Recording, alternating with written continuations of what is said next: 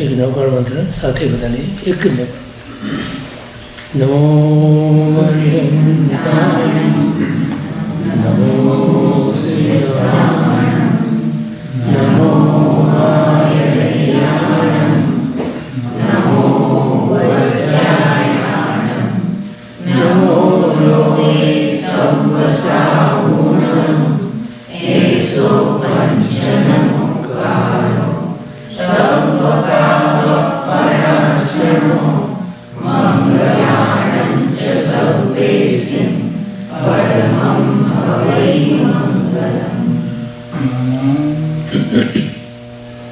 ઓંકારં બિંદુસંયુક્तं નિત્યં ધ્યાયન્તિ યોગિનઃ કામદં મોક્ષદં ચૈવ ઓંકારાય નમો નમઃ.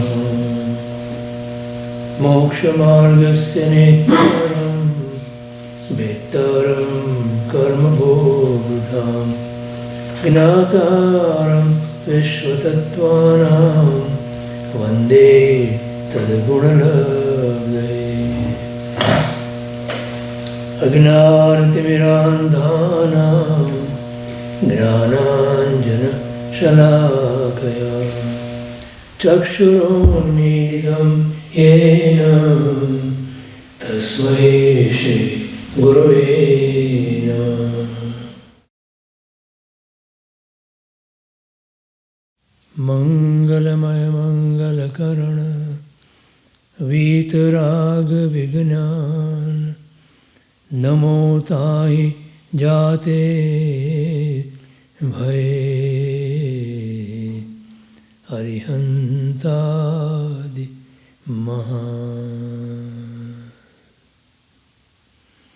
आदिमं पृथ्वीनाथ मादिमं निष्परिग्रहम् आदिमं तीर्थनाथं च ऋषभस्वामिनमं स्तुमः. कमटे धरणेन्द्रे च शोचितं कर्म कुर्वति प्रभुस्तुल्यमनोवृत्ते पार्श्वनाथ श्रीस्तु. श्रीमते वीरनाथाय सनाथाय अद्भुतश्रिया महानंद सरोराज मरालायारते नमः. कृतापराधेऽपि जने कृपामन्तरतारयो ईषद्बाष्पार्द्रयोर्भद्रं श्रीवीरजीननेत्रयो. नमो दुर्वाररागादि वैरीवारनिवारिणे अर्हते योगिनाथाय महावीराय तायिने. पन्नगे च सुरेन्द्रे च कौशिके पादसंस्पृशे निर्विशेष मनस्काय श्रीवीरस्वामिने नमः. सर्वारिष्टप्रणाशाय सर्वाभीष्टसदायिने सर्वलब्धिनिदानाय श्रीगौतमस्वामिने नमः.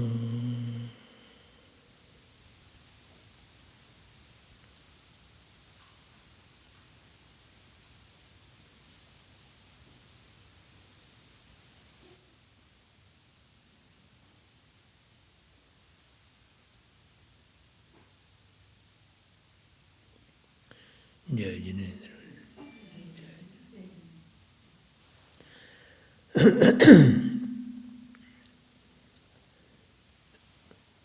પર્યુષણને પર્વ કહેવાય, બાકીના બીજા તહેવાર કહેવાય. પર્વ એટલે જેમાં આપણે પવિત્ર થઈએ, એવી સાધના કરી શકીએ, એવી આરાધના કરી શકીએ, એવા 8 દિવસ આપણને પ્રભુની આજ્ઞા છે. તો કે 8 દિવસની સાધના કર્યા બાદ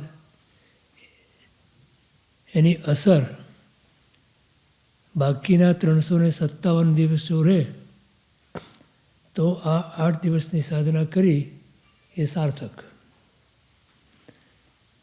અને 8 દિવસની સાધના આરાધના કર્યા પછી 9મા દિવસે જો સંસારમાં આપણે એવા ને એવા ખૂપી જઈએ તો પર્યુષણ પર્વની આરાધના કરી એમ કહેવાય નહીં. તમે તમારા મનની અંદર સંતોષ લઈ શકો કે 8 દિવસ સુધી મેં તપ કર્યા, જપ કર્યા, દેરાસર દર્શન કર્યા, પૂજન કર્યા, પૂજા કરી.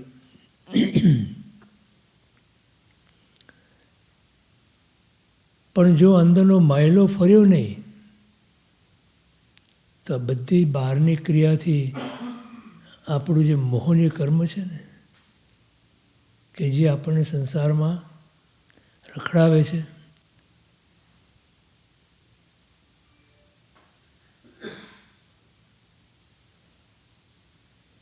એ એમ કહે છે કે તું આ બધી જે સાધના આરાધના કરે છે એમાં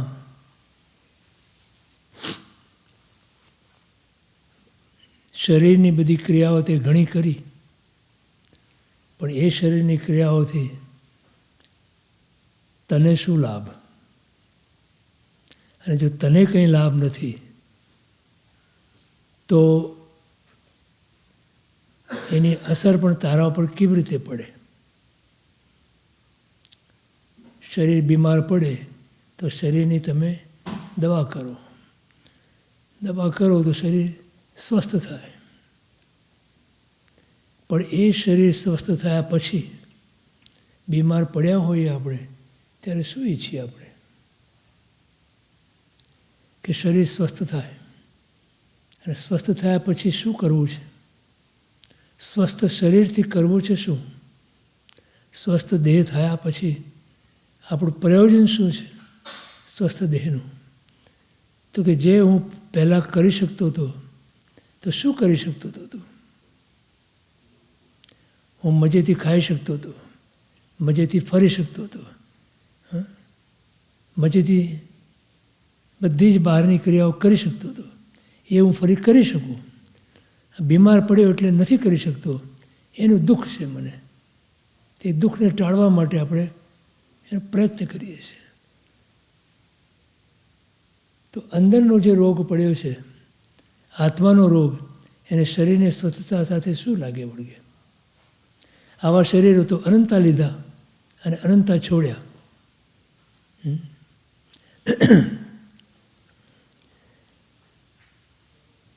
તો એ શરીરની ક્રિયા કરવા મારફત તો એના દ્વારા એમાં રહેલો જે ચેતન, એમાં રહેલો જે હું, એની અંદર કંઈ ફેરફાર થયો?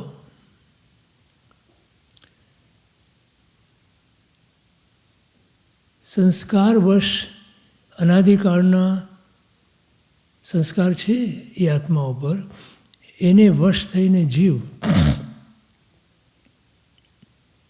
મન વચન કાયાની પ્રવૃત્તિ જે કરે છે એ બધી પ્રવૃત્તિની અસર આત્મા ઉપર થાય છે.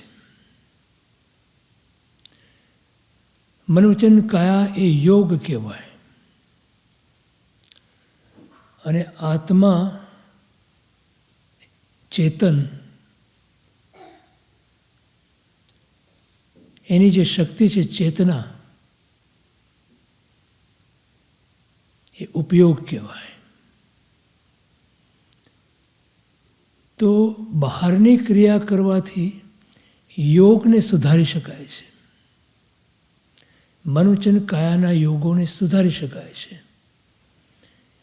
પણ યોગને સુધાર્યા પછી જો ઉપયોગને ના સુધારીએ આપણે તો યોગ તો આવા ઘણા મળ્યા. અનંતા ભવોની અંદર યોગ તો પ્રાપ્ત થયા જ છે. કદાચ 3 યોગ પ્રાપ્ત ન થયા હોય તો એક યોગ તો પ્રાપ્ત અવશ્ય થયો છે. કાય યોગ, દરેક જીવને પ્રાપ્ત હોય છે. સંસારી જીવને ઓછામાં ઓછો કાયયોગ હોય છે અને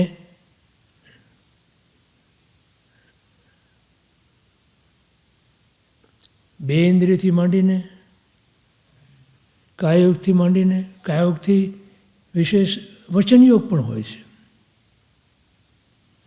તો કાયયોગ અને વચનયોગ આ બંને અસંગની પંચેન્દ્રિય સુધી હોય છે. મનોયોગ મળે છે સંગની પંચેન્દ્રિયને, અને પૂર્ણ વિકસિત મનોયોગ મનોભાવમાં હોય છે, મનુષ્યને હોય છે. તો એ પૂર્ણ વિકસિત મનોયોગ મનુષ્યને એટલે આપણને પ્રાપ્ત થયો છે કે જેના મારફત કે જેના દ્વારા આપણે સાધના કરી શકીએ. ચાર ગતિની અંદર ચાર ગતિની અંદર સમ્યક તો કીધું છે શાસ્ત્રકારોએ. ઇવન નરક ગતિમાં પણ સમ્યક દર્શનની પ્રાપ્તિ છે, દેવગતિમાં પણ સમ્યક દર્શનની પ્રાપ્તિ છે, અને તિર્યંજ ગતિમાં પણ સમ્યક દર્શનની પ્રાપ્તિ છે. પણ સૌથી વિશેષ સમ્યક દર્શનની પ્રાપ્તિ માટેના સાધનો, અનુકૂળતાઓ મનોભાવમાં છે, મનુષ્ય ગતિમાં છે. તો એ આપણને પ્રાપ્ત છે. તો જો આપણું લક્ષ્ય એ ના રહ્યું કે આ ભાવની અંદર મને મળેલા મન વચન કાયાના યોગો, એ યોગો દ્વારા મારા ઉપયોગની શુદ્ધિ ના કરું અને જો સમ્યક દર્શનની પ્રાપ્તિ ના કરું તો આ મનુષ્ય ભાવ નિષ્ફળ. તો આવા શાસ્ત્રકારો એમ કહે છે કે અનંતા ભાવો, અનંતી વાર મનુષ્યપણું મળ્યું, અનંતી વાર જીન દીક્ષા લીધી. આ શાસ્ત્ર વચન છે. તો બીજી દીક્ષાઓ તો ઘણી લીધી હશે. બાવા, સાધુ, સંન્યાસી તો ઘણી વખત થયા. જૈન સાધુ અનંતીવાર ઉપરાંત અનંતીવાર આચાર્યપણું પણ પ્રાપ્ત થયું. તો આચાર્યપણું પ્રાપ્ત થયું તો સાધના કેવી કરી હશે? આટલું પ્રાપ્ત થવા છતાં હજી આપણે કેમ રખડીએ છીએ એ ક્યારેય પણ આપણે વિચાર્યું? આ શાસ્ત્ર વચનને આપણે સમજીએ અથવા તો સ્વીકારીએ છીએ કે હજી આપણે નિંદ્રામાં જ છીએ? પુષ્પમાળામાં જ્ઞાની લખે છે, સવાર પડે આપણી નિંદ્રાનો ત્યાગ કરીએ. મોહ નિંદ્રાનો ત્યાગ કર્યો? પૂછે છે આપણને જ્ઞાની. આપણી મોહ નિંદ્રાથી આપણે જે આપણા સંસ્કારો અંદર પડ્યા છે એના તરફ દ્રષ્ટિ ગઈ છે, એના તરફ જાગ્યા છીએ આપણે. તો આ આપણને 8 દિવસ એ જાગરણના દિવસો છે. 8 દિવસના જાગરણની અંદર આપણે એવા જાગી જવું છે કે બાકીના 357 દિવસ પણ આપણે જાગતા રહીએ. ક્યારે થયા? ક્યારે બને?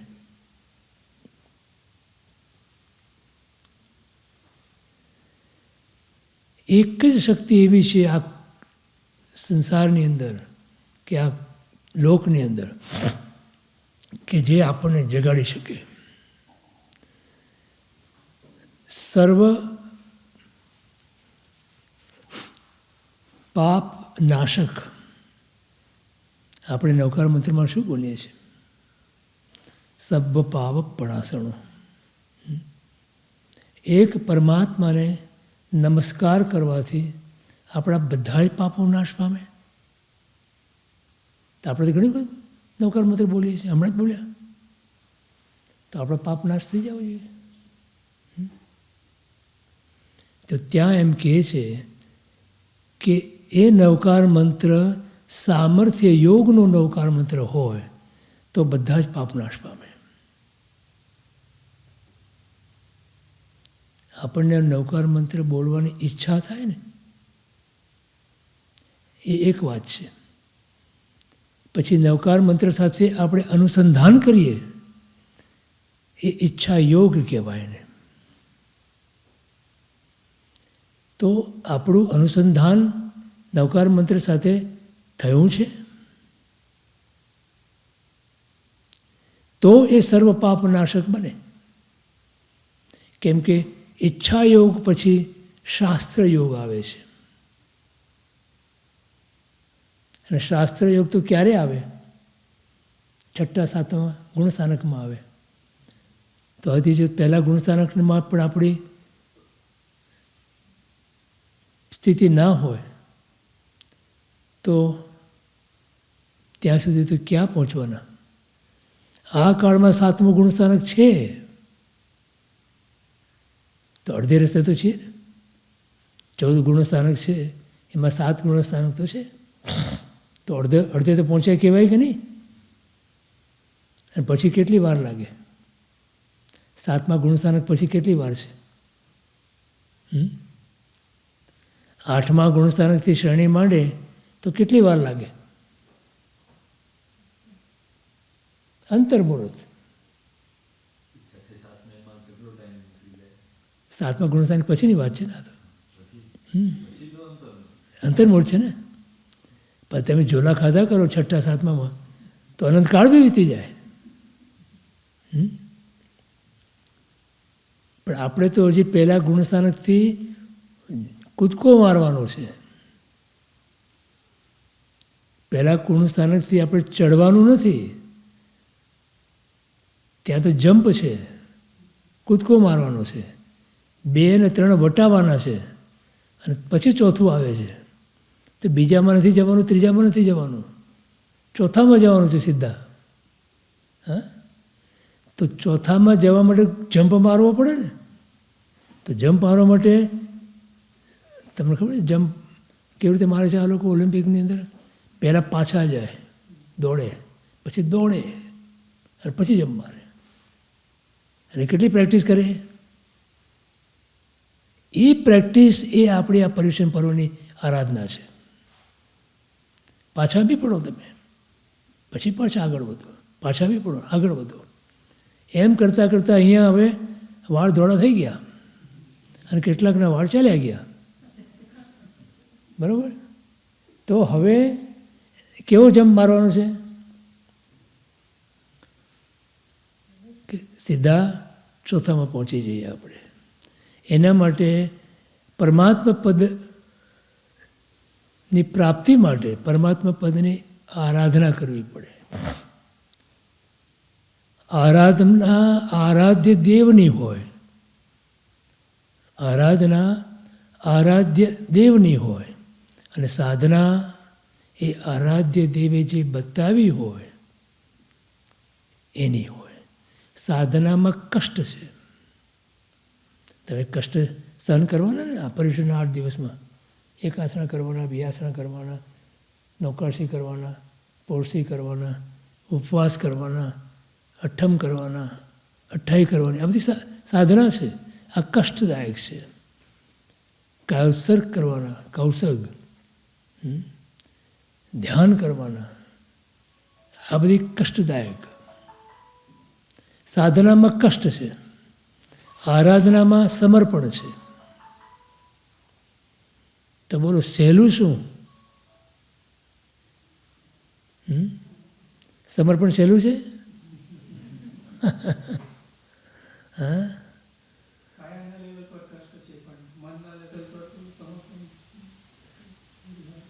કાયાના લેવલ ઉપર સાધના કષ્ટદાયક છે, મનના લેવલ ઉપર સાધના કષ્ટદાયક નથી. હા, નક્કી કર્યું તમે કે આજે મારે ઉપવાસ કરવો છે તો તમે ઉપવાસ કરી શકો. એમ જ છે ને. આજે મેં નક્કી કર્યું કે મારે આજે પાર્ટીમાં જવું છે તો કષ્ટ પડે છે કાંઈ? હા, આજે ઘણા બધા ગેરહાજર છે કારણ કે એમને મોટું કષ્ટદાયક નિર્ણય લેવો પડ્યો. અહીંયા આવવું, આત્માનું કલ્યાણ કરવું કે પાર્ટીમાં જવું. તો પાર્ટીમાં જવાનું કેટલું કષ્ટદાયક છે આ છોડીને, છે કે નહીં? હા, પછી 8 દિવસ કરવાનું છે, એમ જ બોલે નહીં? એમ જ બોલે ને?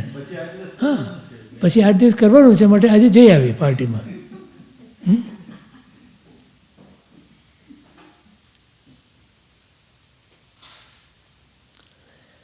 સમર્પણ બહુ અઘરું છે. આપણે ભગવાનનું માનીએ છીએ, ભગવાનને માનીએ છીએ.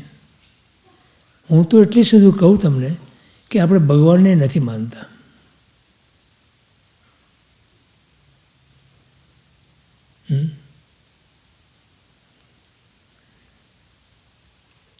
અમારા ભારત સાહેબ દ્રષ્ટાંત આપતા હતા.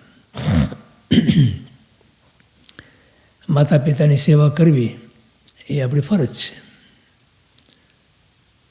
તો માતા પિતાની સેવા કરવી એટલે માતા પિતાને જે જોઈતું હોય, કરતું હોય, જે કંઈ ઈચ્છા હોય એમની એ પૂરી કરવી અથવા તેમને આપવું, એમ જ આપણે વિચારીએ ને. માતા પિતાની સેવાનો અર્થ શું? આપણે શું કરીએ કે એમને જે કંઈ સગવડતા જોઈતી હોય આપણે કરી આપીએ, તેમની સેવા કરી કહેવાય. બરાબર? આમાં કોઈ ટ્રિક ક્વેશ્ચન નથી, સીધો ક્વેશ્ચન છે. તો જો કોઈ એક સિંહાસન જેવી 2 ખુરશીઓ લઈ આવે, માતા પિતાને બેસાડે ત્યાં, પછી એમની આરતી કરે, એમની ભક્તિ કરે અને કલાક સુધી કર્યા કરે. હવે દરમિયાનમાં માં કહે છે કે બેટા મને 1 ગ્લાસ પાણી જોઈએ છે, મને તરસ લાગી છે, ક્યારની બેઠી છું અને તારું સાંભળું છું, પણ મને તરસ લાગી છે, તું લે. તો ઓલો કે નહીં, હમણાં નહીં, મારી આ ભક્તિ પૂરી થવા જાવ પછી હું તને પાણી આપું. તો આ આપણે માતા પિતાની સેવા કરી કહેવાય કે મન માનતી કહેવાય, મનગમતું કહેવાય કર્યું? મનગમતું કર્યું કહેવાય કે માતા પિતાની સેવા કહેવાય? હા, આ સેવા કહેવાય એને. એની ભક્તિ કરીએ છીએ આપણે, પૂજા કરીએ છીએ એની, મા બાપની સરસ મજાના સિંહાસન પર બેસાડીએ છીએ, તેની સેવા ના કહેવાય? આપણે શું કે હું પ્રભુની સેવા કરવા જવું છું, નથી કહેતા આપણે સેવા પૂજા કરવા જવું છે? શું બોલીએ છીએ હમણાં? આ લોકો જશે એટલે કહેશે હું સેવા પૂજા કરીને આવું છું, કેમ ને? તો આ તો શું કરીએ છીએ આપણે? તે જઈને કેસરના પ્રભુને ચાલના કરીએ, પછી એમની ભક્તિ ઉતારીએ, આરતી ઉતારીએ. બરાબર? ભગવાન કહે છે હું તને જે કહું એ તું કરીશ, એ હમણાં નહીં. શું કરીએ છીએ આપણે?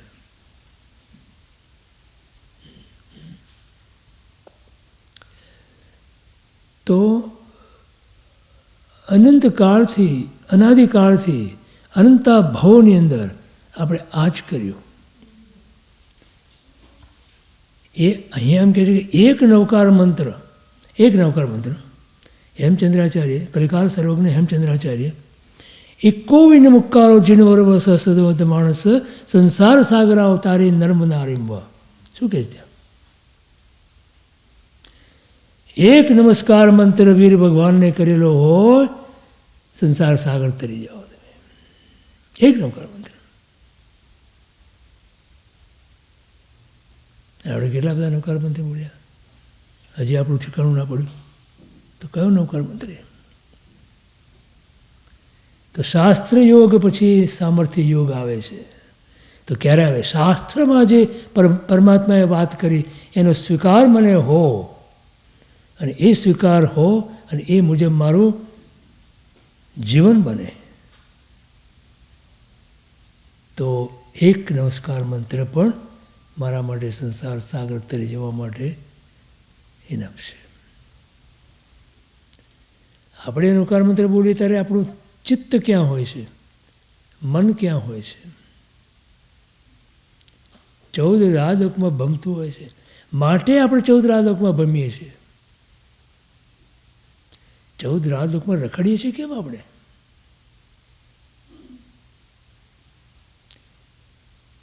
ત્રસ નાડી છે ને, જે ત્રસ નાડી તમે જોયું, લોકસ્વરૂપ જોયું છે ને, લોક સ્વરૂપ તો ખ્યાલ છે ને બધાને. લોક સ્વરૂપમાં જે ત્રસ નાડી છે એ ત્રસ નાડીમાં જ માત્ર ત્રસ જેવો જ છે. તે 2 ઇન્દ્રિયથી માંડીને 5 ઇન્દ્રિય સુધીના, બાકીનામાં એકેન્દ્રિય જેવો જ છે. ખરું? આ 14 રાજલોકની અંદર આપણે અનંત કાળથી અનંતા ભવોની અંદર રખડ્યા છીએ. તો મોટો એરિયા કયો છે આમાં?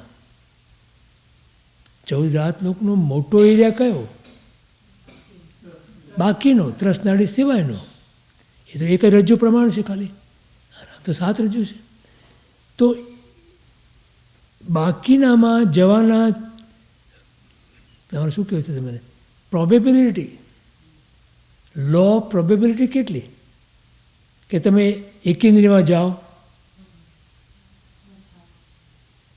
અને બીજું શાસ્ત્રકારો એમ કહે છે કે ત્રસ નાડીની અંદર જીવ એક સાથે 2000 સાગરોપમથી વધારે રહી જ ના શકે. જો 2000 સાગરોપમની અંદર એનું મોક્ષ ના થઈ જાય તો 2000 સાગરોપમ પછી એને એકેન્દ્રિયમાં જવું જ પડે. ભગવાનને પણ જવું પડ્યું. મરીચીના ભવની અંદર જે એમણે ભૂલ કરી, કે જે ભૂલ આપણે સતત કર્યા કરીએ છીએ, એ ભૂલ ભગવાને કરી, તો એમને પણ આ ત્રસનાડી છોડી અને બાકીના લોકની અંદર પણ ઉત્પન્ન થવું પડ્યું. અનંતા ભવ કર્યા. ભગવાને કેટલા ભવ કર્યા? કેટલા ભવ કર્યા? 27 ભવ નહીં, 27 તો મુખ્ય કર્યા, જેને આપણે ગણતરી કરી શકીએ એવા. બાકી તો અગણિત જન્મો, અગણિત ભવો કર્યા, અને એ અગણિત ભવો એકેન્દ્રિયમાં. હવે કેન યુ ઇમેજિન દેટ? શું ભૂલ કરી હતી ભગવાને? મરીચીના ભવમાં શું ભૂલ કરી?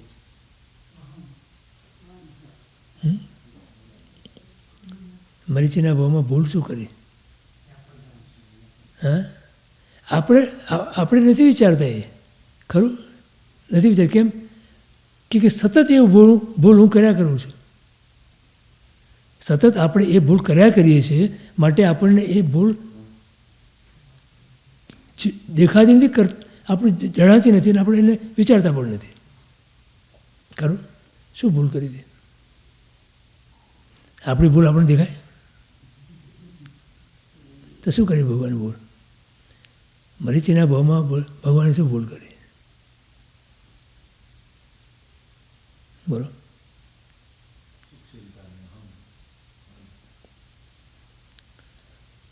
અહંકાર કર્યો, બરાબર? મદ. શું એ ભૂલ કરી? ચારિત્રમાંથી સ્ખલન થયું.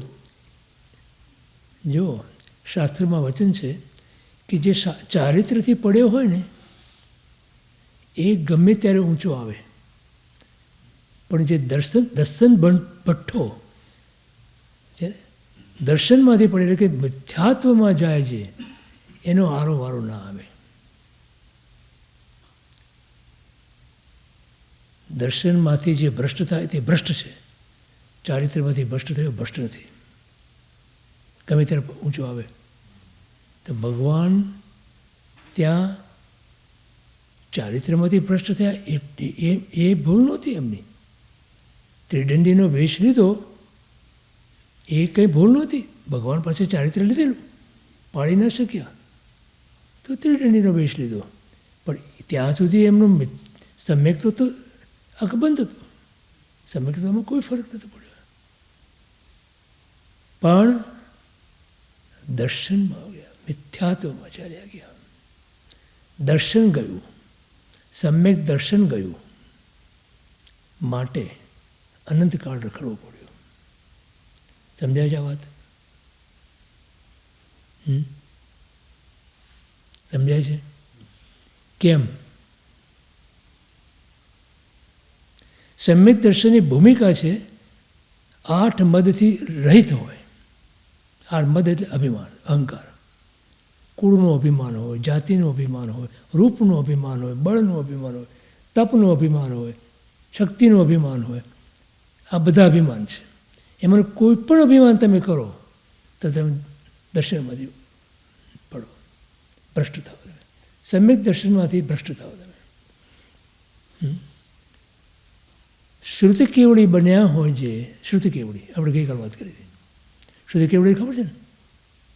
શ્રુતિ કેવડી એટલે જેટલું જ્ઞાન ભગવાને કહ્યું હોય ને એ બધું જ જ્ઞાન એમને હોય, એને શ્રુતિ કેવડી કહેવાય. શ્રુત એટલે આ જે શાસ્ત્ર, શાસ્ત્રનું બધું જ જ્ઞાન એમને હોય. 14 પૂર્વનું જ્ઞાન હોય, 12 અંગનું જ્ઞાન હોય, એ શ્રુતિ કેવડી કહેવાય. એ અભ્યાસ કરીને પોતે શીખ્યા હોય અને ભણ્યા હોય અને પોતે શ્રુતિ કેવડી એટલે જ્ઞાનાવરણીક્રમનો ક્ષોભક્ષમ એટલો જ જબરદસ્ત કર્યો હોય કે આજે એમને આ બધું શાસ્ત્રનું જ્ઞાન હોય. એવા શ્રુતિ કેવડીઓ, અને એ શ્રુતિ કેવડીને 14 પૂર્વનું જ્ઞાન પ્રાપ્ત કરવા માટે સમ્યક્ત્વ જોઈએ, સમ્યક દર્શન જરૂરી, એ વગર થાય નહીં. કેમ કે અભવ્ય જીવ જેને સમ્યક દર્શન ક્યારેય બી નથી થવાનું, અને દુર્ભવ્ય જીવ, આ બધાને 9.5 પૂર્વ સુધી ભણી શકે. જે મિથ્યાત્વી જીવ હોય, અભવ્ય જીવ હોય, એ 9.5 પૂર્વ સુધી ભણી શકે, પણ 14 પૂર્વ સુધી ના ભણી શકે. એના માટે સમ્યક દર્શન જોઈએ. તો જેને સમ્યક દર્શનની પ્રાપ્તિ કરી છે, 14 પૂર્વનું જ્ઞાન પ્રાપ્ત કર્યું છે, 12 અંગનું જ્ઞાન પ્રાપ્ત કર્યું છે, એ નિગોદમાં જાય? જાય? ના જાય ને? તો જો ગયા છે, આજે શાસ્ત્રકાર કહે છે, શાસ્ત્ર કહે છે ને, શાસ્ત્ર કહે છે ને કે આજે એવા શ્રુતિ કેવડીઓ અનંતા શ્રુતિ કેવડીઓ નિગોદના લાભે છે. તો કેમ ગયા? જે જ્ઞાન પ્રાપ્ત કર્યું એનો અહંકાર કર્યો. જ્ઞાનની વિકૃતિ એ અહંકાર છે. તપની વિકૃતિ ક્રોધ છે. તપ કરીને જો તાપસ પ્રખ્યાત થઈ ગયું ને કે તાપસ, નામ તો ખબર છે ને બધાને,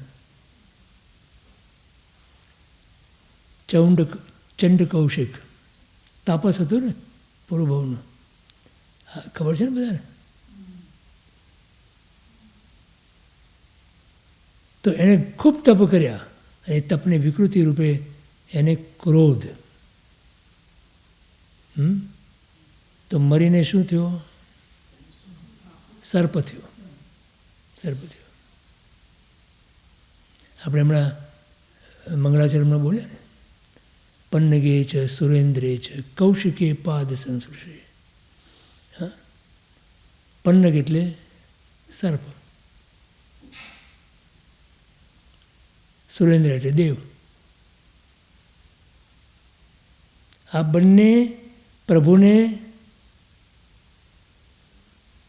પાદ સંસ્પર્શે, પગ સ્પર્શ કરે છે ને. ચંડ કૌશિક પણ ડંસ મારે છે ને. અને સુરેન્દ્ર એનું નામ કૌશિક, જે દેવ હતું એનું નામ કૌશિક, બંનેના નામ કૌશિક.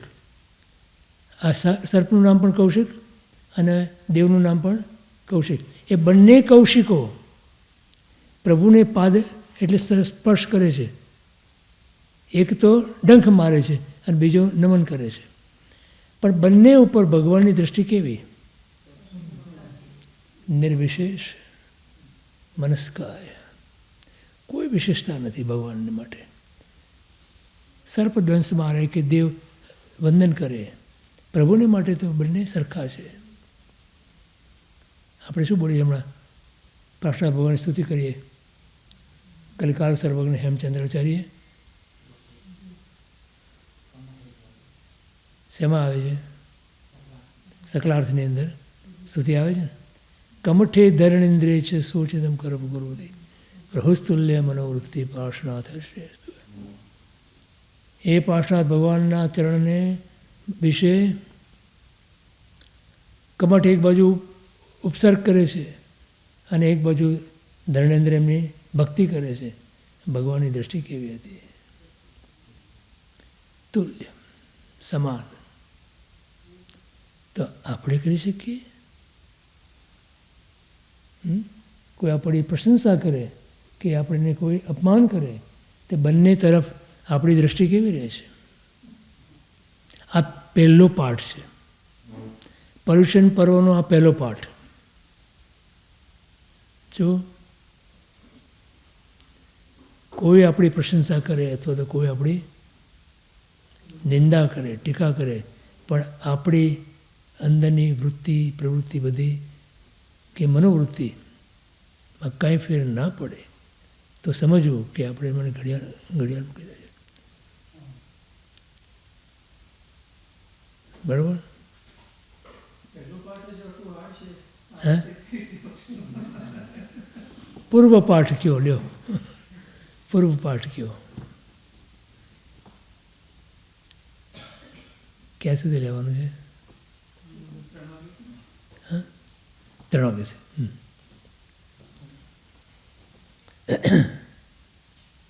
બરાબર?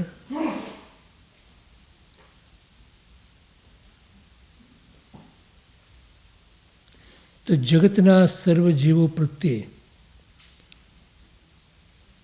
મૈત્રીનો ભાવ જો ના આવે હૃદયની અંદર, તો પર્યુષણ પર્વની આરાધનાની સફળતા ન ગણાય.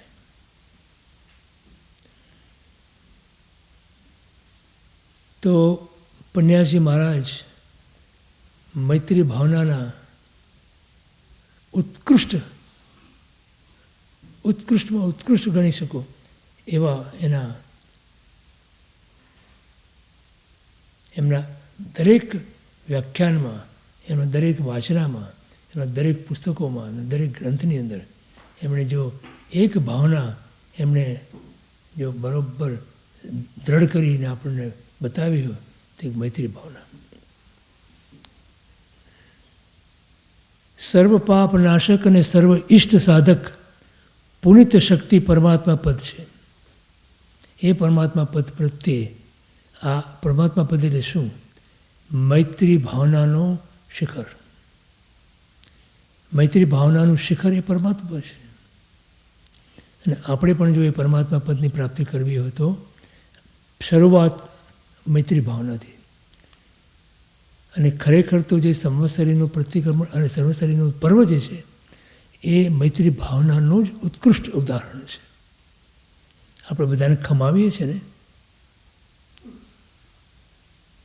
તો શું ભાવ છે ત્યાં ખમાવવાની અંદર? કે કોઈ મારો દુશ્મન ના હો, બધા મારા મિત્ર હો. અહીંયા લખે છે પન્યાજી મહારાજ કે તેના અનવરત ચિંતનથી મુમુક્ષુના અંતઃસ્થલમાં પ્રસુપ્ત પાપ સંસ્કાર અને પ્રગટ પાપ પુંજ થોડા સમયમાં જ ઉપશમિત થઈ જાય છે.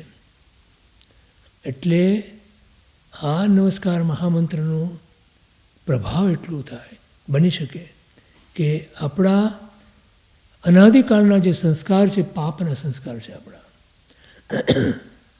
અને થોડા થોડા પુણ્યના સંસ્કાર છે. પણ જે થોડા થોડા પુણ્યના સંસ્કાર જે છે એ પાપના સંસ્કારના બોજા નીચે દબાઈ જાય છે, એની શક્તિ નથી રહેતી.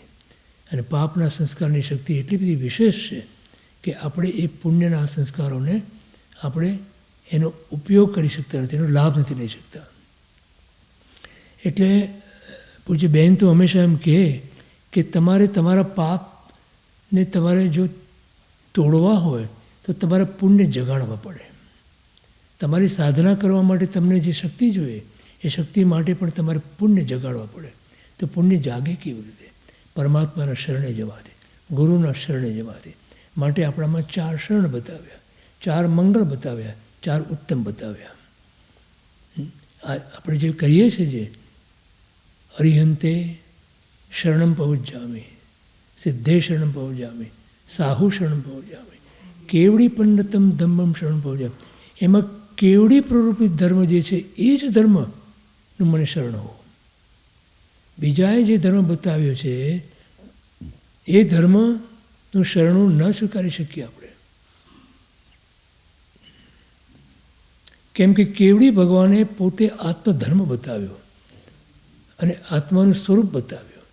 તો મને મારું પોતાનું સ્વરૂપ જે બતાવે અને એ સ્વરૂપ મારે કેવી રીતે પ્રગટ કરવું, એનો રસ્તો જે બતાવે, એનો માર્ગ જે બતાવે, એવા માર્ગ પ્રત્યે મને અહોભાવ હો.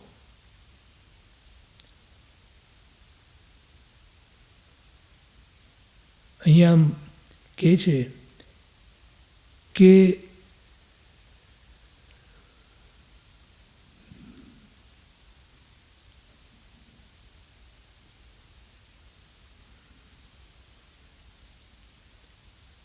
મૈત્રી ભાવના એ 16 ભાવનાઓ જે છે, 12 ભાવના વૈરાગ્યની છે અને 4 ભાવના મૈત્રી આદિ ભાવના છે.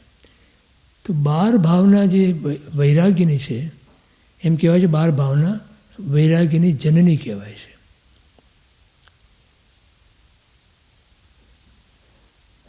જીવનમાં 4 વસ્તુની આપણને જરૂર છે, એ પછી આપણે વિચારશું. પણ પ્રથમમાં આપણને મૈત્રી ભાવના વિશેષ કરીને આપણામાં હોય તો આપણને ધર્મ પરિણમે. એટલે અહીંયા એમ કહે છે કે રાગ દ્વેષાદિ ક્લેશ કહેવાય છે અને ઈર્ષ્યા અસૂયાદિ ઉપક્લેશ કહેવાય છે. ક્લેશનું મૂળ ઉપક્લેશ છે. પ્રમુખ અને ઉપપ્રમુખ ના હોય? પ્રમુખ અને ઉપપ્રમુખ, પ્રમુખ ના હોય ત્યારે ઉપપ્રમુખ કામ કરે ને. સુખી પ્રત્યે ઈર્ષ્યા, દુઃખી પ્રત્યે ઉપેક્ષા, ગુણી પ્રત્યે અસૂયા અને પાપી પ્રત્યે તિરસ્કાર જેમાંથી જન્મે છે તે ઉપક્લેશ છે. આપણે વ્યાખ્યા કરી ઉપક્લેશની. ફરી બોલું. સુખી પ્રત્યે ઈર્ષ્યા, દુઃખી પ્રત્યે ઉપેક્ષા, ગુણી પ્રત્યે અસૂયા અને પાપી પ્રત્યે તિરસ્કાર જેમાંથી જન્મે છે તે ઉપક્લેશ કહેવાય. મૂળમાં ક્લેશ એટલે કશાય ખરું. સઘળું સુખ મને જ મળે અને સઘળું દુઃખ મારું જ ટળે, એ રીતે સુખ પ્રત્યે અનંત રાગ અને દુઃખ પ્રત્યે અનંત દ્વેષ એ ક્લેશ માત્રનું મૂળ છે. એટલે અમારા નરવાન સૂરી મહારાજ સાહેબ શું કહેતા કે જીવને અનુકૂળતાનો રાગ છે અને પ્રતિકૂળતાનો દ્વેષ છે. એ હંમેશા કહેતા એમ. આપણને અનુકૂળતા જે ગમે છે ને અને પ્રતિકૂળતા નથી ગમતી. તો બોલો, અનુકૂળતા અને પ્રતિકૂળતા કયા આધારે કહીએ છીએ આપણે? કોના આધારે કહીએ છીએ?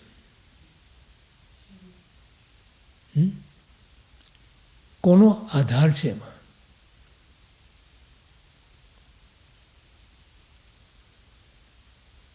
ગરમી હોય તો ગરમી કોને લાગે છે? ઠંડી હોય તો ઠંડી કોને લાગે છે?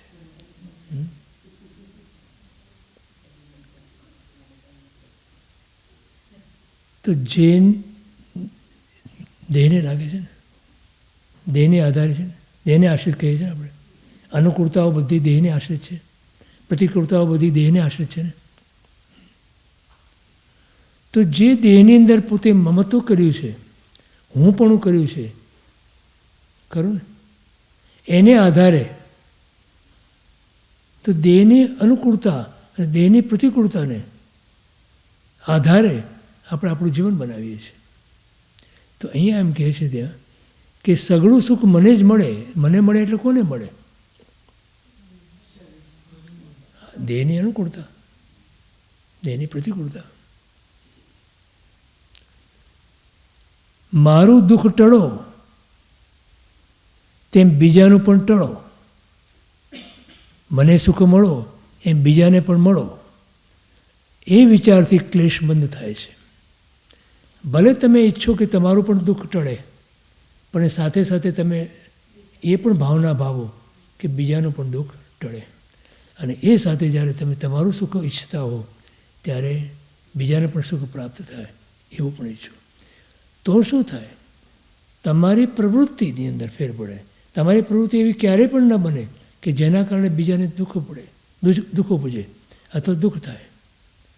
તમારી પ્રવૃત્તિ, ભગવાનને પૂછવામાં આવ્યું કે પ્રભુ ધર્મની સાદી વ્યાખ્યા કરો, તો ભગવાને શું કીધું કે તને જે ગમે છે એવું તું બીજા માટે કર, અને તને જે નથી ગમતું એવું તું બીજા માટે ન કર.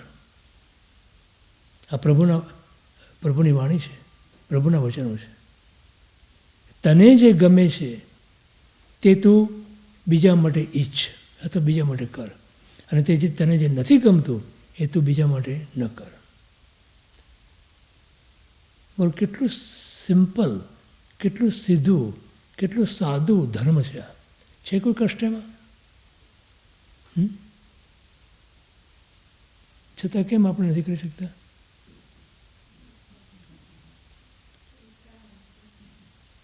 એમાં ન તો કોઈ પૈસા પડે, ન તો કોઈ તમારે તપ કરવું પડે, ન તો કોઈ તમારે જપ કરવા પડે, ન તો કોઈ તમારે ધન ખર્ચવું પડે, કોઈ પણ વસ્તુ તમારે કરવી ના પડે. અને છતાં સીધું સાદું. મારાથી એવી કોઈ પ્રવૃત્તિ ન થાય કે જેનાથી બીજાને દુઃખ થાય. મારાથી પ્રવૃત્તિ એવી કોઈ પણ ન થાય કે જેનાથી બીજાને કષ્ટ પડે, બીજાને દુઃખ થાય. અને જો બને તો હું બીજા માટે કંઈક કરી છૂટું, એને સુખ ઉપજે એવું કરું. ભગવાનની આજ્ઞા એ નથી કે તું બધાના દુઃખો ટાળ, એવું નથી કહેતા ભગવાન. બધાના દુઃખ દૂર કર એવું નથી કહેતા. ભગવાન એમ કહે છે કે તું બધાને સુખી કર એમ પણ નથી કહેતા. ભગવાન એમ કહે છે કે તારા મનોવચન કાયાથી કોઈ પણ જીવ દુઃખી ન થાય, અને તારા મનોવચન કાયાથી કોઈ પણ જીવ જો થોડોક પણ સુખી થતો હોય તો એ કર. આટલી સિમ્પલ, આટલી બધી સહેલી અને આટલી સરળ પ્રભુની આજ્ઞા છે. એથી વિશેષ પ્રભુ નથી કહેતા કંઈ. મંદ ક્લેશને નિવારવા માટે દુઃખના મૂળ પાપ દ્વેષમાં અને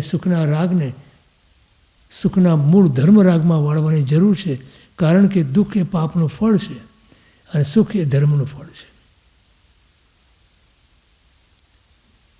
જે સુખ આપણે ઈચ્છીએ છીએ એ સુખ કેવી રીતે પ્રાપ્ત થાય આપણને? બહુ ધન કમાવો તો પ્રાપ્ત થાય?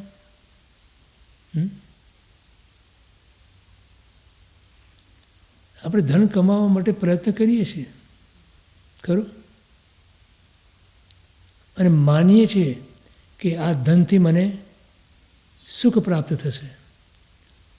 બરાબર? સાચું ખોટું?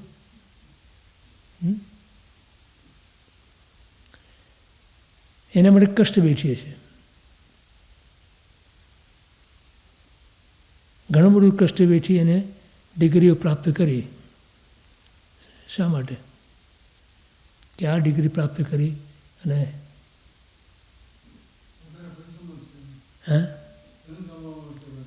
ધન કમાવા માટે આ ડિગ્રી ઉપયોગી છે, માટે એ મેળવવા માટે ઘણું કષ્ટ વેઠ્યું ખરું. એટલે ધનથી મને સુખ છે એ માન્યતા કરી ખરું. ભગવાન એમ કહે છે કે પર પદાર્થની પ્રાપ્તિ, ધન એ પર પદાર્થ છે ને, પર પદાર્થની પ્રાપ્તિ તારા વર્તમાન પુરુષાર્થથી નથી. આ પ્રભુની વાણી છે. શું કહે છે? પર પદાર્થ, ધન પર પદાર્થ છે, તો પર પદાર્થની પ્રાપ્તિ તારા વર્તમાન પુરુષાર્થથી નથી. પણ પૂર્વે કરેલા ધર્મ પુરુષાર્થથી, સાંભળજો બરાબર, પૂર્વે કરેલા ધર્મ પુરુષાર્થના ફળ સ્વરૂપે તારો આ વર્તમાનનો પુરુષાર્થ એ માત્ર એમાં નિમિત્ત બને છે. સમજાણી વાત? તો મને ધન પ્રાપ્ત કેવી રીતે થયું, કેમ થયું, શા કારણે થયું? તો કે મેં પૂર્વે ધર્મ પુરુષાર્થ કર્યો હતો. એ ધર્મ પુરુષાર્થને કારણે જે પુણ્ય બંધાણું, એ પુણ્ય આ ભાવની અંદર અથવા આ સમયે મને મારા ધન પ્રાપ્તિના નિમિત્ત કારણ રૂપે છે.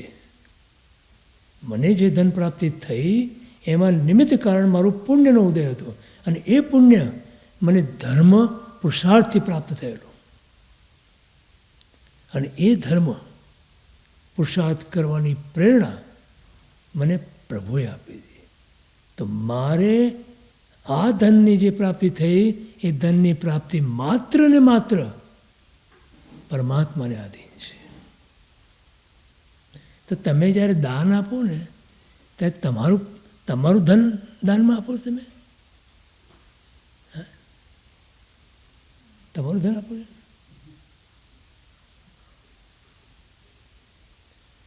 પ્રભુએ જે તમને આપ્યું છે તમે પ્રભુને પાછું આપો છો. અને તમે એમ કહો છો કે હું આપું છું, અને પાછા તકતીઓ લગાવો. આ ક્યાંનો ન્યાય? આવા સમજાણી કે ના સમજાણી? બેસે છે કંઈ લોજિક લાગે છે એમાં કંઈ? હે? ભગવાનની બધી જ વાત વૈજ્ઞાનિક અને લોજિકલ. હા, બાય ધ વે.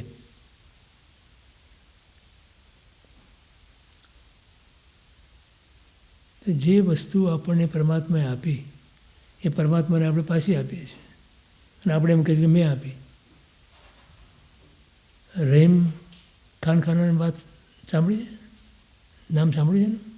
નહીં? તુલસીદાસના વખતમાં થઈ ગયા. એક ગરીબ બ્રાહ્મણ બિચારો તુલસીદાસ પાસે આવે છે અને કહે છે કે મને દીકરીના લગ્ન છે અને મને થોડુંક તમે સગવડતા કરી આપો. તો તુલસીદાસ કહે કે ભાઈ મારી પાસે તો કંઈ છે નહીં, હું તો બેઠા બેઠા રામાયણ લખ્યા કરું છું, હું તો ઠંઠન ગોપાલ છું, પણ હું તને એક ચિઠ્ઠી લખી આપું. તો રહીમ ખાના પાસે જાય, બહુ મોટો દાનેશ્વરી છે અને કૃષ્ણ ભક્ત છે. તો જાય છે ત્યાં કે સારું. બ્રાહ્મણ જાય છે, ચિઠ્ઠી આપે છે. એમાં લખ્યું હતું, તુલસીદાસે એક દોહો લખ્યો હતો કે આ તમે ક્યાંથી શીખ્યા? રહીમને પૂછે છે તુલસીદાસ, તમે આ ક્યાંથી શીખ્યા કે જ્યાં જ્યાં તમારો હાથ આમ નીચે ઉપરથી નીચે આમ આપે ને દાનમાં જાય છે ને, તમે જ્યાં જ્યાં તમે દાન આપો છો ત્યાં તમારી આંખો નીચે ઢળેલી હોય છે. આમ નીચે આંખે સામે કોણ છે જોવે નહીં, એ દાન આપી દે, આમ આપી દે, આમ કરીને આમ આપે. આમ અપાય હો દાન. દાન આમ ના અપાય, દાન આમ અપાય. ખબર છે કે નહીં? એ પૂછે છે રહીમને કે તમે જ્યારે દાન આપો છો ત્યારે તમારી આંખો કેમ નીચે ઢળેલી હોય છે?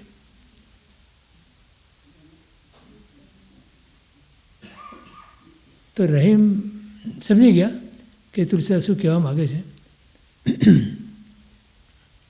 એટલે ઓલા બ્રાહ્મણને તો રાજી કર્યો, એણે આપી દીધું દાન વગેરે. અને પછી એને કહે કે તું મારું એક કામ કર, હું તને એક દોહો લખી આપું, તુલસીદાસે આપી આવજે. દોહો લખે છે,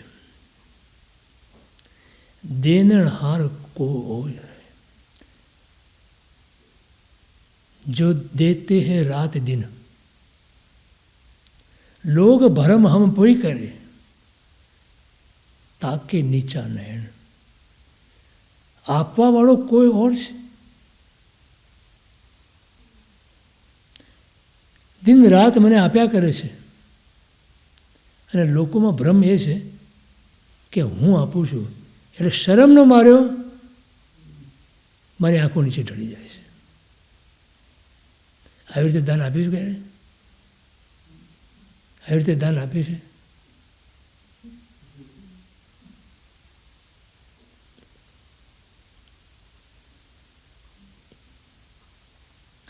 પ્રભુનું છે, આપણે કેમ કહી શકીએ કે મારું છે આ?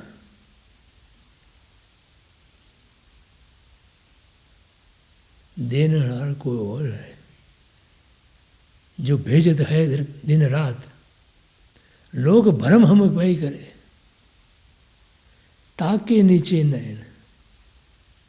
हमारे आंखों नीचे शर्म ना मारे हमें आंखों ऊंची नहीं कर सकता कि लोगों को भ्रम है कि रहीम खान खाना बहुत मोटा दानेश्वरी है. पोते मुस्लिम था पर कृष्णना भक्त था. બધા અર્થમાં રહેતા હતા.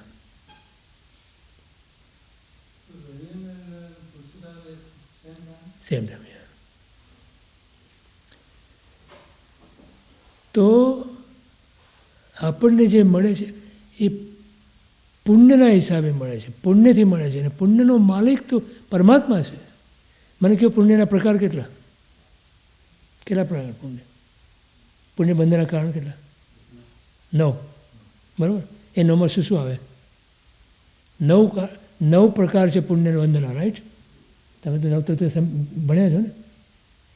કયા કયા પુણ્યના પ્રકારો? બરાબર. 5 પ્રકારના દાન. બરાબર કે નહીં? અન્નદાન, શયનદાન, એ બધા. સુપાત્રે દાન કરો. અને પછી 3 બીજા પ્રકાર, 4 પ્રકાર આદર નહીં. પછી આ તો દાન તો આવી ગયું. દાન 5 પ્રકારના, અને પછી 4 બીજા રહ્યા 9 પ્રકાર પુણ્ય. એ 4 પ્રકારનો શું આવે? હે હે નહીં નહીં, એ મને પુણ્યના પ્રકાર એ દાનમાં આવી જાય બધું. તમે સાધનની ભક્તિ કરો, દાન જ છે એ. મન વચન કાયાના શુભ પરિણામ. બરાબર? અને દેવગુરુ ધર્મની ભક્તિ. આ 4 પ્રકાર અને આ 5 પ્રકારનું દાન. આ 9 પ્રકારે પુણ્ય બંધાય. બરાબર? ખરું ને? તો આની અંદર મને કહો કે તમારી બધી જે પ્રવૃત્તિ છે એમાં કઈ પ્રવૃત્તિ આવી?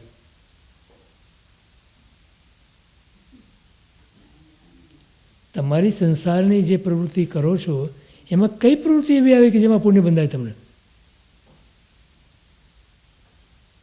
ફરી કરું પ્રશ્ન? હે ફરી પ્રશ્ન કરું? સંસારની કઈ પ્રવૃત્તિ એવી છે તમારી કે જેનાથી તમને પુણ્ય બંધાય?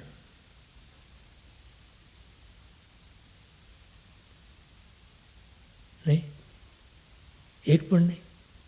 એક પણ નહીં. હા, તો કેમ કરીએ આપણે? કેમ કરીએ? હા,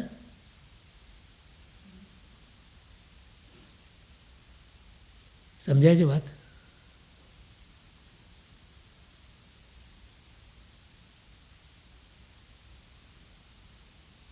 तो भगवान वाला के संसार वालो?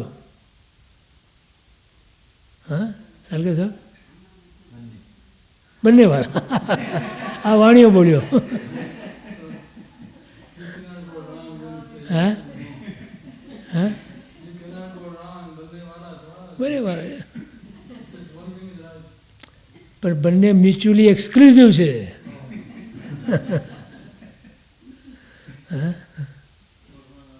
એક હોય તો બીજું ના હોય, ઓલું હોય આ ના હોય.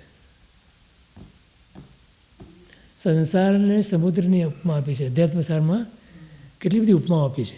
અધ્યાત્મસારમાં મોહપદે છે. સંસારની ઘણી બધી ઉપમા આપી છે. આખું ચેપ્ટર એમાં 2-3 ચેપ્ટર આપ્યા છે. એમાં એક ઉપમા છે સંસારને સમુદ્રની ઉપમા આપી છે. સમુદ્રની આપણે કહીએ સંસાર સાગર કહીએ છીએ આપણે. તો સાગરનું પાણી કેવું હોય, સંસારનું સમુદ્રનું પાણી કેવું હોય? આપણને કેવું લાગે છે? હે, આપણને કેવું લાગે છે?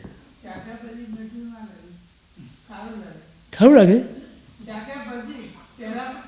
પણ સંસાર ચાખ્યો જ નથી હજી? હું પૂછ્યું, હા, પણ સંસારનો ચાખ્યો, ખારો લાગ્યો ને?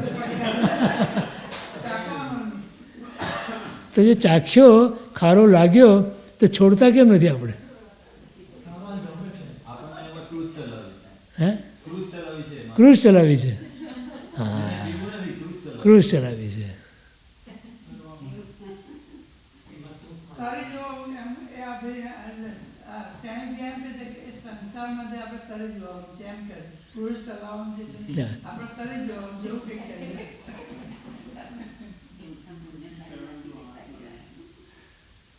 પણ તમે તરો કેવી રીતે? તમે તરો કેવી રીતે? ક્રૂઝ પણ જોઈએ ને, બોટ તો જોઈએ ને. એ બોટ એ પ્રભુ છે, એ પ્રભુની વાણી છે, પ્રભુનો ઉપદેશ છે. એ લીધો એને લો તમે, તો તમે તરી જાઓ, જરૂર તરી જાઓ તમે. ભવસાગર અબ સૂક ગયો, ભવસાગર અબ સૂક ગયો. મીરાબાઈ કહે છે, ફિકર નહીં મુझे તરન કી. શું કહે છે ત્યાં? ભવસાગર અબ સૂક ગયો. એમણે ભવસાગરને સુકાવી દીધો, પાણી જ ના રહ્યું અંદર. હવે તરવાની ક્યાં એની ચિંતા છે? ચાલીને તરી ગયા, ચાલીને પાર ઉતરી ગયા. બોલો, મીરાબાઈ શું કહે છે કે પ્રભુ આપ મળ્યા મને તો મારો ભવસાગર હવે સુકાઈ ગયો. કેમ કે આપણે આપે એ ભવસાગરના પાણીને પોતે સુકાવી દીધું અને હવે મને તરવાની ચિંતા નથી, કેમ કે હવે હું ચાલીને પાર ઉતરી જઈશ. બોલો, આપણે એમ કહી શકીએ? કહી શકીએ આપણે એવું? તો બરાબર તમારી વાત કે મારે ચિંતા નથી હવે.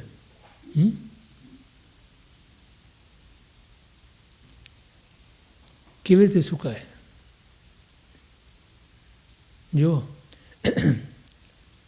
કૃષ્ણ મહારાજા પાસે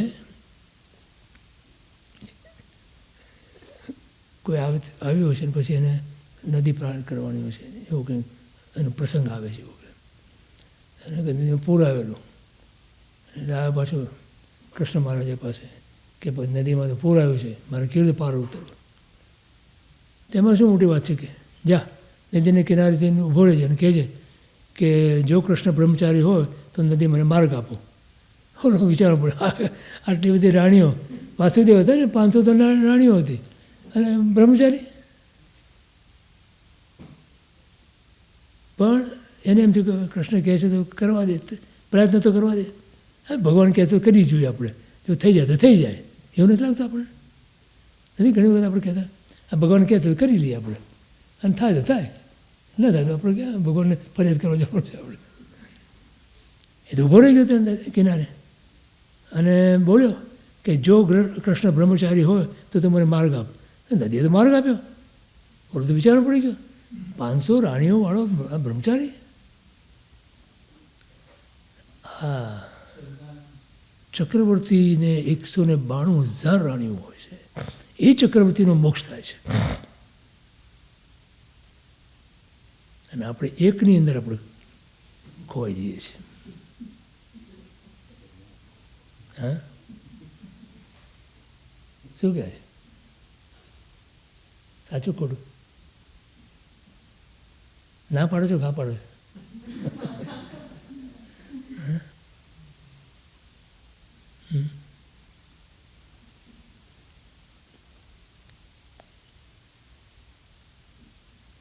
બોલો, ક્યાં કરે છે? શું કરી શકીએ આપણે?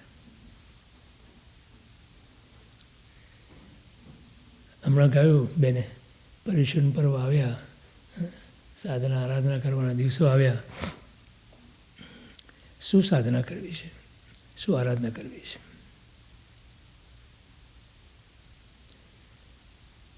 પ્રભુનો સ્વીકાર કરીએ આપણે.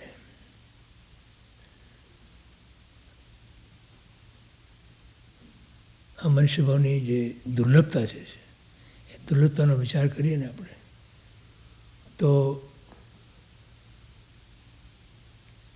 10 દ્રષ્ટાંતે શાસ્ત્રકારો મનુષ્ય ભાવની દુર્લભતા બતાવે છે.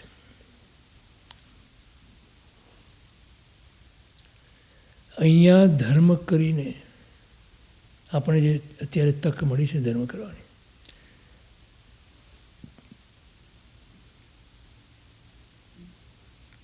આપણે બધાને સ્વર્ગમાં તો જવાના છીએ એટલે તમે બાંયધરી આપી શકો એમ છું. દેવલોક તો છે ને આપણું, કે નહીં? શું કહે છે?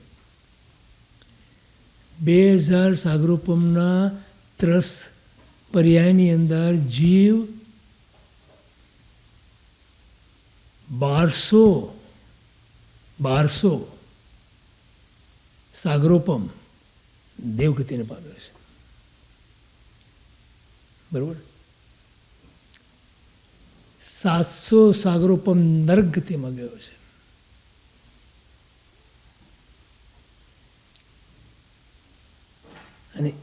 અને માત્ર 100 સાગરોપમ મનુષ્ય તિરંજવા છે.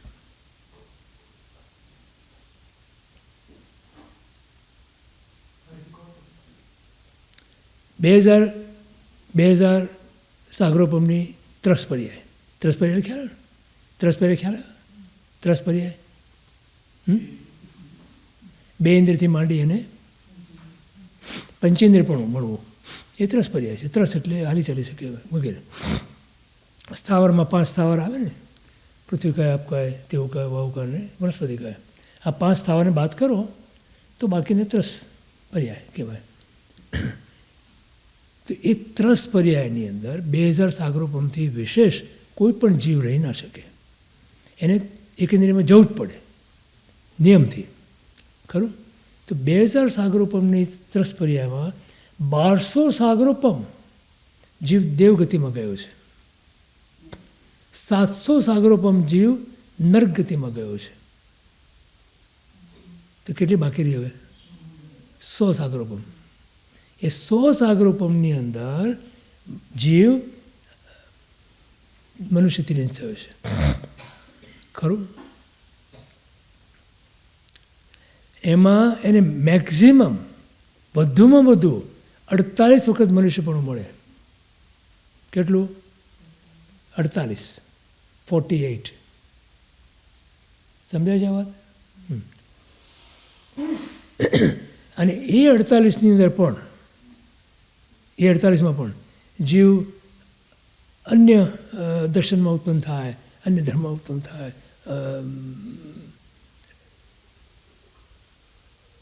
બીજા ધર્મોમાં, બીજા જાતિમાં, બીજા બધા. ભગવાનની વાણી મળે, ભગવાન મળે એવા ભવો કેટલા?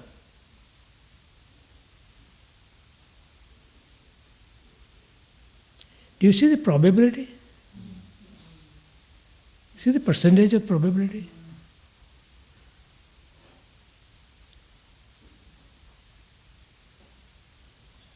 દસ દ્રષ્ટાંતે જે ભગવાન આપણે મનુષ્ય ભાવની જે દૃઢતા બતાવી છે ને, એમાં એક જ દ્રષ્ટાંત આપણે લઈએ ને, એક જ દ્રષ્ટાંત 100 મહાસાગરમાં પડી હોય ને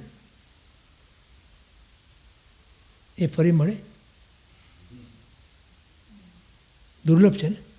મળે પણ દુર્લભ છે, ખરું? ઘણી દુર્લભ. એનાથી વિશેષ દુર્લભ મનુષ્યપણું છે. હવે વિચારો, સાગરમાં, સમુદ્રમાં પડેલી 100 મળવી હજી સહેલી છે એમ કહે છે શાસ્ત્રકારો, પણ મનુષ્યપણું મળવું મુશ્કેલ છે. અને એમાંય પરમાત્માની 5 ઇન્દ્રિયો, લાંબુ આયુષ્ય, પરમાત્માની વાણી, પરમાત્માની વાણીમાં શ્રદ્ધા, અને એ શ્રદ્ધાને અનુસાર આપણું જીવન, એ તો ઉત્તરોત્તર દુર્લભ છે. ઉત્તરાધ્યાયન સૂત્રમાં પ્રભુ પોતે કહે છે, ચતારી પરમંગાણી દુલ્હાણી જંતુણો માણુ સત્તમ સોઈ શ્રદ્ધા સંજમેમીય વીર્યમ. ઉત્તરાધ્યાયન સૂત્રમાં છે, ખબર છે ને? એમ કે છે કે 4 વસ્તુને દુર્લભ કીધી ભગવાને જીવ માટે. માણુ સત્તમ પહેલું, મનુષ્યપણું એટલે માનવ ભાવ નહીં, મનુષ્યત્વ એટલે માનવતા. માનવતા હોવી જીવમાં એ મનુષ્યપણાથી વિશેષ ચડી જાય. તો માનવતા પહેલું એ બહુ દુર્લભ છે, પહેલું દુર્લભ. સુઈ શાસ્ત્ર જીનવાણી, પ્રભુની વાણી બીજી દુર્લભતા. અને એ વાણીમાં શ્રદ્ધા થવી એ ત્રીજું દુર્લભ. હા બોલો. અને ચોથી સંયમેમી વીર્યમ, સંયમની અંદર વીર્ય, ઉત્સાહ, આ ચોથું દુર્લભ. બરાબર. તો બોલો આપણને આ 4 એટલે 100% ગણો, આમાં 100% ગણે ને તો 25% થયું ને સામાન્ય રીતે, ખરું? એક વસ્તુને 25% મૂકી શકીએ ને આપણે. તમારે 75% તો મળ્યું છે ને આપણને. સંયમ નથી લીધો તો 75% તો ખરું કે નહીં? નહીં સમજાણું? આપણે મનુષ્ય તો છીએ ને, અને માનવતા બી છે આપણામાં. સામાન્ય રીતે જૈન કુળને જન્મ્યા તો માનવતા તો હોય છે. માનવતા ભગવાનની વાણી મળી છે, 50% થયા. અને ભગવાનની વાણીમાં શ્રદ્ધા છે. આપણે તો માની લઈએ કે શ્રદ્ધા છે જ કે નહીં? છે શ્રદ્ધા. પછી આપણે વિચારશું કે કેવી શ્રદ્ધા છે, પણ અત્યારે તો કહીએ કે શ્રદ્ધા છે એમ. 75% થઈ ગયો. હવે એક બાકી 25%. તો 75% ડિસ્ટિંક્શન આવે કે નહીં? હે? ડિસ્ટિંક્શન માટે કેટલા માર્ક જોઈએ? હે? હા, બી ગ્રેડ આવે. ચાલો બી ગ્રેડ તો બી ગ્રેડ તો ખરી, સીમાં તો નહીં ને. બી ગ્રેડ તો અમારે તો 75% ડિસ્ટિંક્શન મળતું હતું અમારા જમાનામાં. હે? મળતું હતું કે નહીં? 60% મળતું હતું આમ તો એ જમાનામાં તો. હે? બહુ સારા કહેવાતા હતા. હવે અત્યારે તો 100 ઉપર માગે છે લોકો. મને એમ થાય 100%થી ઉપર કેવી રીતે હોઈ શકે? કોઈ એમ કે 101% તમને મારો વિશ્વાસ છે તમને, તો મને એમ થાય કે આ 1% વધારે ક્યાંથી આવે? 100% કે માણસ. તો 25% માટે આપણે પ્રયત્ન કરવાનો છે. હવે એટલું ન થાય આપણાથી. હા, તો આ પર્યુષણ પર્વની અંદર આપણે એ 25%નો પુરુષાર્થ કરીએ અને આપણે પરમાત્માની વાણીને આપણે આપણા જીવનની અંદર ઉતારીએ અને આપણા જીવનની અંદર ફળે અને આપણે આરાધના સાધના કરી અને પામી શકીએ, આપણા આત્માનું કલ્યાણ કરી શકીએ એવી ભાવના સાથે આજનો આપણે સર્વમંગલ માંગલ્યમ સર્વ કલ્યાણ કારણમ પ્રધાનમ સર્વધર્માણમ જૈનમ જયતિ શાસનમ સદગુરુ દેવ કી, મહાવીર સ્વામી ભગવાન કી જય. જય.